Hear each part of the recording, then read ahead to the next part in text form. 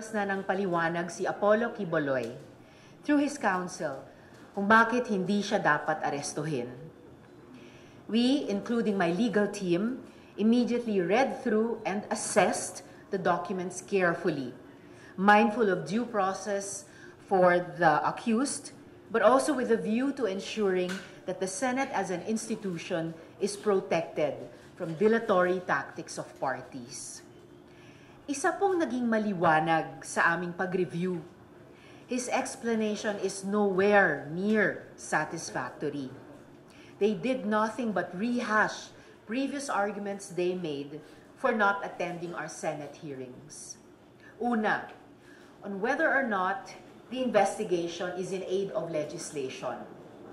Section 19 of the Senate Rules and Procedures in investigations in aid of legislation states very clearly, Section 19, privilege against self-incrimination. Quote, a witness can invoke his right against self-incrimination only when a question which tends to elicit an answer that will incriminate him is propounded to him.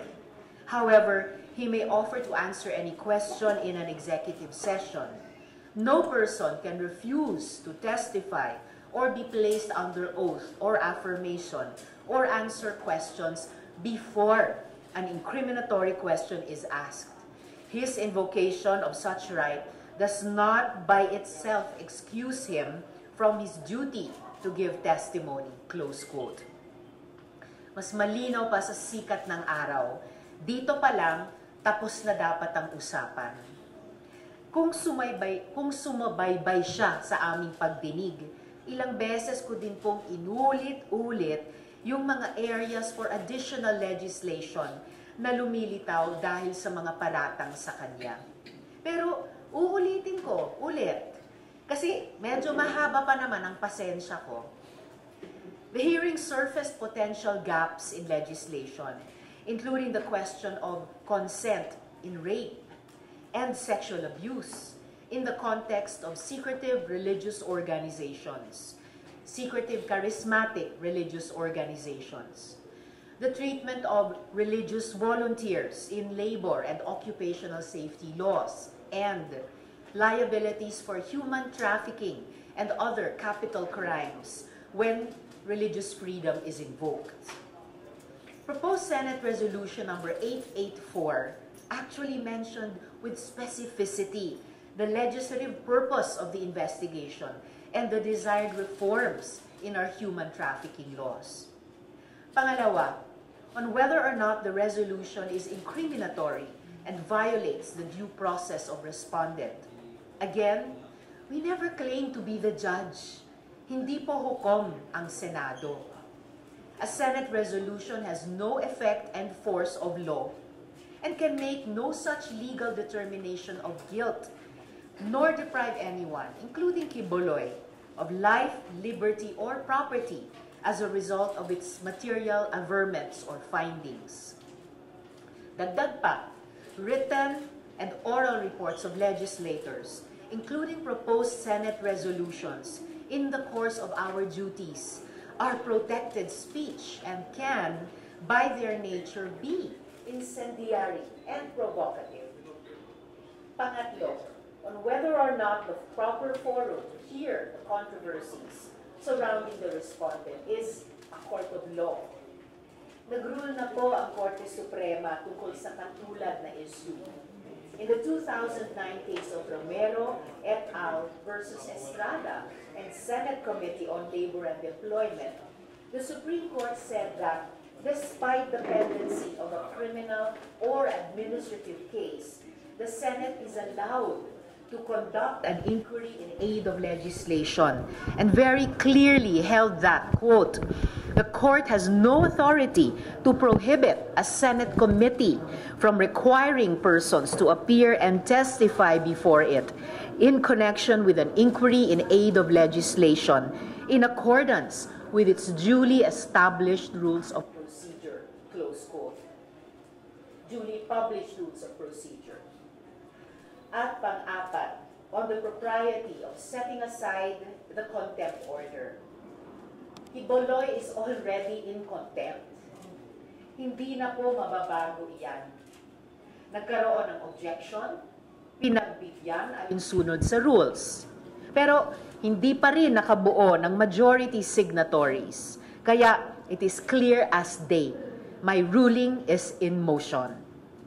At mas lalong lumakas ang pangangailangang i-contempt siya dahil even after the March 5, 2024 contempt citation upheld on March 12, 2024, used to brazenly taunt and make a mockery of the committee and consequently the Philippine Senate by releasing through his supporters a list of 17 conditions before he appears.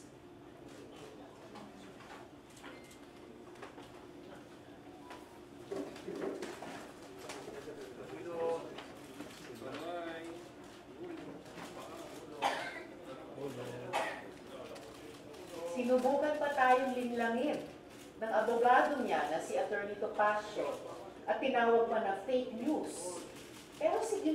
Pero si Quiboloy na din umamin.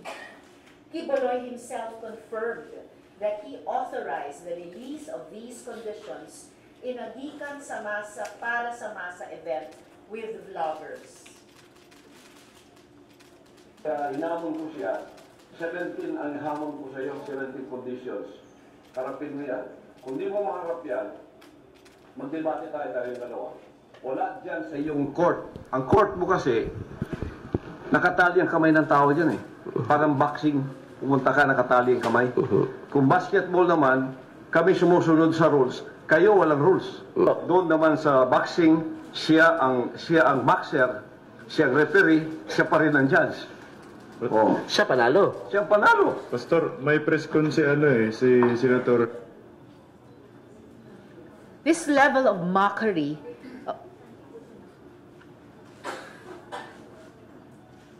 Hinamon ko siya, 17 ang hamon ko sa iyo, 17 conditions. Harapin mo yan. Kung di mo...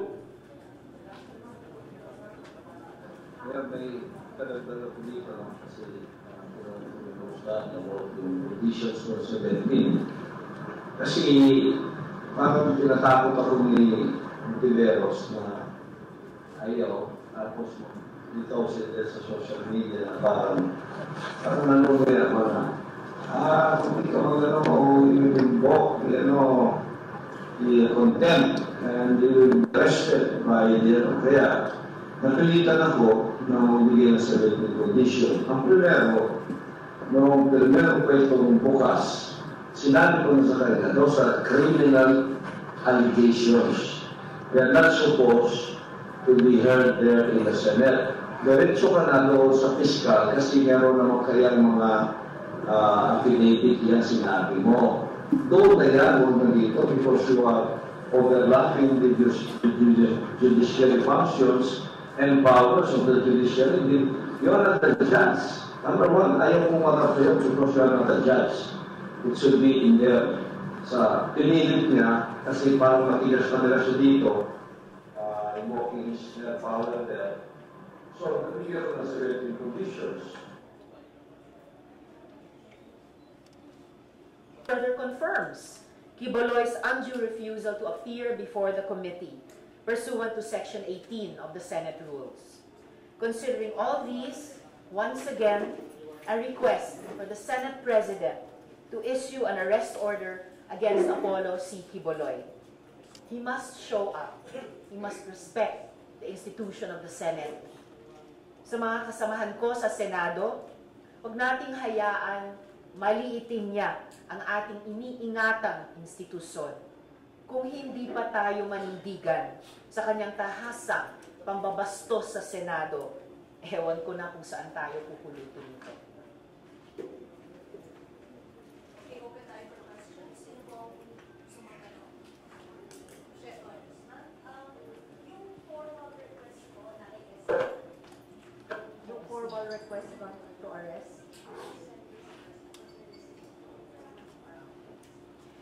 So kasalukuyan pong pinare-receive na sa abogado ni Quiboloy itong ruling of the committee. Once matanggap nila, i-follow up ko na yung sinabi ko nung huling committee hearing na request kay SP na ipaaresto na si Kibuloy. Ma'am, ano lang, bigyan nyo lang kami ng walkthrough. So, pagka-request kay SK, meron po ba siyang given period? Ilan yung at least araw para pirmahan ni SP yung order for arrest? And ano yung susunod po na mangyayari? I think the given period ay naglapse na, yung non-extendable period of 48 hours para sumagot si Kibuloy dun sa show cause order. So at least nagawa na niya iyon. So any minute now, the Senate President, as soon as I follow up on my request to him, as soon as matanggap ng abogado ni Kibuloy itong ruling of the committee, any minute then, pwede na pong i-issue iyon. Last na lang. Sabi ng Kamara, willing sila na ibigay sa inyo yung custody ni Kibuloy. Kayo po ba willing din kayo na dito na sa Senate? Do you feel na talagang masesecure or magagwardiyan siya dito as compared sa House? No need for comparisons, pero lagi dati kapag mayroong pina-appear o pina-aresto ang Senado, ay naalagaan silang lahat dito sa Senado. Ngayon ko lang narinig yung sinabing iyon ng House. Kung ganon ay wini-welcome ko po yun dahil isa na namang halimbawa ng interparliamentary courtesy na ibinibigay traditionally ng dalawang houses sa isa't isa.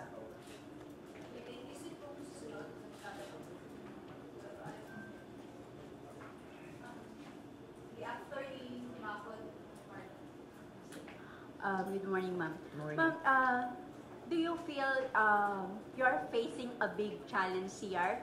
Kasi senators and Kibuloy has been defiant of any order and he believes that he's above the law. He's really challenging, pero at least hakbang-hakbang na ipapakita ng Senado na hindi talaga siya above the law. Hindi po ako nababahala o ano paman kung meron akong mga kasamang senador na sumusuporta sa kanila dahil yun naman po ay karapatan ng bawat isa sa amin magkaroon ng sariling posisyon. At mabuti, meron namang rules ang Senado na aming lahat na sinusunod. Kaya't kung merong anumang manifestation na gagawin, kung may kakailanganing bilang sa alinmang bahagi ng Senado, yun po ang gumagabay sa aming paghakbang o hindi paghakbang sa mga susunod na yugto ng proseso tulad ng investigasyon. And so far, pinakita po ng Senado sa aming mga sarili, isa't isa, at higit sa lahat sa publiko, na kayang-kayang isulong ng Senado sa pag-exercise ng